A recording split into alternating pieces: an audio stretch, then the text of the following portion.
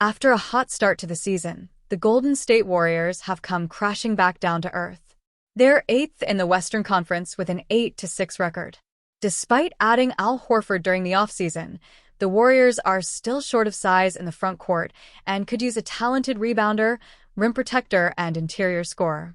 That's why CBS Sports' Sam Quinn believes Golden State is the ideal landing spot for Anthony Davis if the Dallas Mavericks are willing to answer the phone.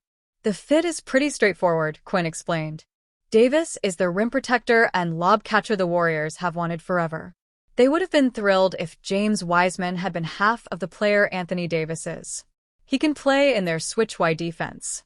He's a capable enough ball handler and passer to function in Golden State's unconventional offense. He'd be Stephen Curry's best teammate since Kevin Durant. This is the team that can look at Davis and say, getting him might be the difference between a championship or bust. Of course, Davis's injury history and lack of availability since landing in Dallas will be a concern. He's in the first year of a 3-year, $175 million deal and is earning $54.1 million for the current season. That's a lot of money to pay someone who has struggled to remain on the court since winning a championship with the Los Angeles Lakers in 2020. Warriors could trade Jimmy Butler for Davis. In the same article from Quinn, he floated Jimmy Butler as a logical trade piece for the Warriors. Butler's $54.1 million salary would make salary matching for Davis pretty straightforward. However, Golden State would likely need to sweeten the pot with either a young talent or a future draft pick. Quinn also noted how Butler could be rerouted to a third team if the Mavericks wanted to lean into a full-scale rebuild. Either Dallas would take Butler and some picks, or Golden State would have to find a third team, Quinn wrote.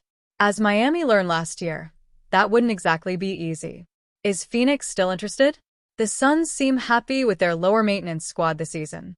Milwaukee is intriguing given their need for a wing, and they have a bit of room to make an unbalanced trade financially, but his iffy shooting isn't an ideal fit next to Giannis Antetokounmpo.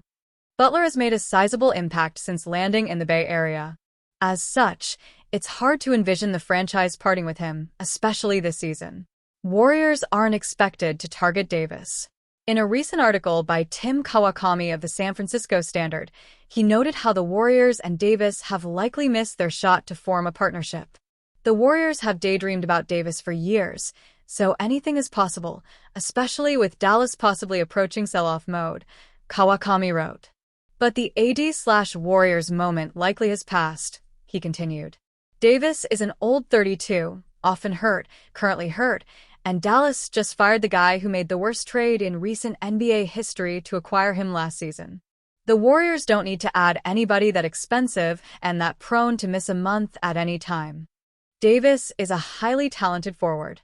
He can play the 4 or the 5 and give the Warriors something they're missing.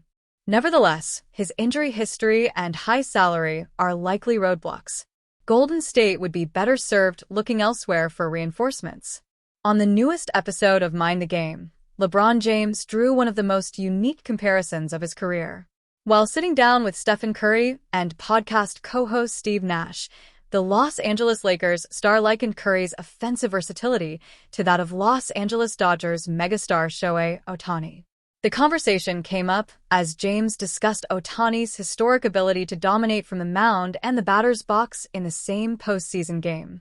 James referenced how Ohtani struck out double-digit batters while also hitting home runs in the NLCS, calling it the type of versatility that should not be possible for one athlete. That idea instantly led him to Curry. Speaking directly to Steph, James broke down the many ways the Golden State Warriors superstar can dismantle a defense.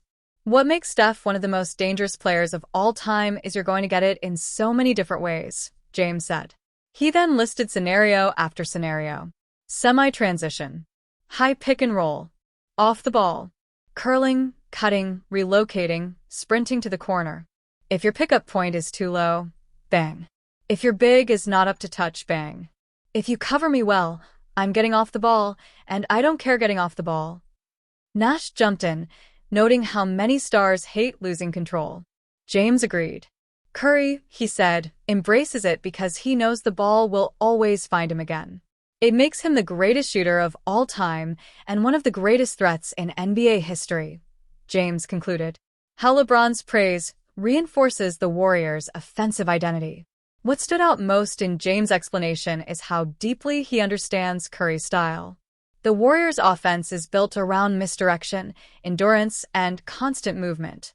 Curry modeled his off-ball work after Reggie Miller. His on-ball craft came from studying Nash. The combination turned him into a player who can run an entire offense without pounding the ball every possession. Even at age 37, Curry continues to lead the league in three-point makes per game and remains the most difficult player in basketball to track for 24 seconds. Golden State's system relies on perpetual motion, and James acknowledged what opponents have known for a decade. Once Curry gives the ball up, the real chaos begins. That is what makes the Ohtani comparison land. Ohtani overwhelms opponents because he attacks from multiple angles. Curry does the same, just on hardwood instead of dirt. Warriors still searching for consistency despite Curry's brilliance. The praise arrives during an uneven stretch for the Warriors. Golden State has flashed high-level play but has struggled to sustain it. Curry recently missed time due to illness, but is still averaging more than 26 points per game and remains one of the league's most efficient scorers. James' comments put the focus back on everything Curry does that goes beyond box score numbers. His movement collapses defenses. His gravity creates space for role players. His presence alone keeps Golden State competitive, even when the team structure looks shaky. To complete the Ohtani comparison, though, Curry and the Warriors will need to turn that individual brilliance into another deep postseason run. Golden State has the talent to get back on track, but the early season has shown how narrow the margin for error has become. Is the Ohtani comparison fair? There is no perfect NBA version of Shohei Ohtani because basketball players operate on both ends of the floor.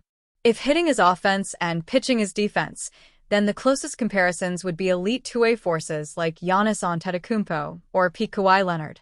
Curry does not have the defensive resume to match that description. But that was never really James' point.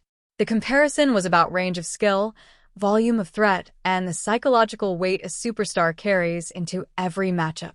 Ohtani dominates because he can win the game from multiple dimensions. Curry does that too. Whether he has the ball, does not have the ball, or is sprinting into space 30 feet from the hoop, the defense remains terrified. That is the version of Curry James sees. The version that has defined the last decade of the NBA. The revamped Golden State Warriors have had an uneven start to their 2025-26 season. Golden State looked like one of the West's best teams out of the gate, posting a 4-1 record in its first 4 bouts with an egalitarian, balanced defensive attack supporting all-stars Stephen Curry and Jimmy Butler. The team's relatively thin frontcourt, it has often settled into starting 6'6" Draymond Green at center, with 6'9" free agent signing Al Horford and 7' second-year center Quinton Post spotting him off the bench, wasn't initially a major impediment.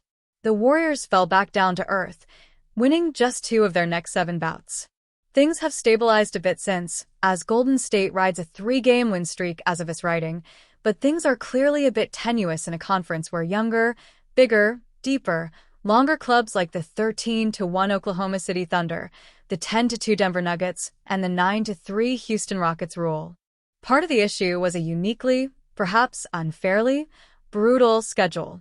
To kick off the first month of the season, Golden State had a league-most 17 games, including an NBA-most 12 road games. Only one other team, the Toronto Raptors, also had double-digit road games on its slate. Just 4 other clubs overall had over 8 road tilts. In that time span, Golden State had a league-leading 5 back-to-back games, 2 clear of any other teams. The Warriors had to travel ahead of their next contest 15 times in those first 17 bouts. Still, size does matter in the NBA today. Neither Horford or Post is much of an interior bruiser, and Green is too small to face off against, say, Victor Wembanyama, which became quite clear during Golden State's 2 fluky wins against Wembanyama's San Antonio Spurs over the last week.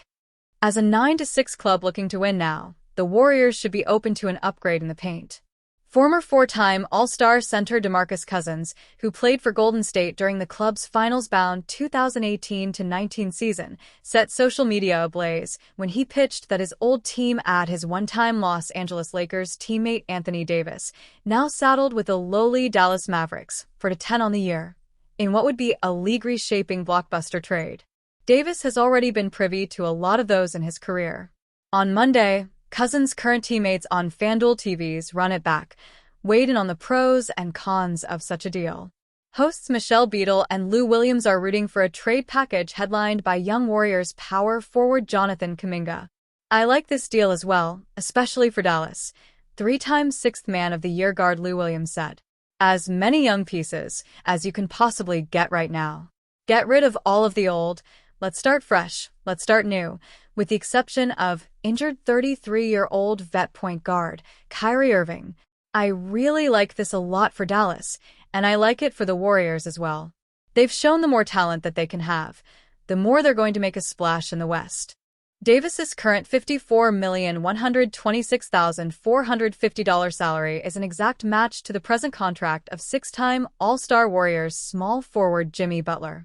Bringing in 36-year-old Butler doesn't make much sense for a Mavericks club that, to Williams' point, should prioritize a youth movement around 18-year-old rookie superstar-in-waiting Cooper Flagg.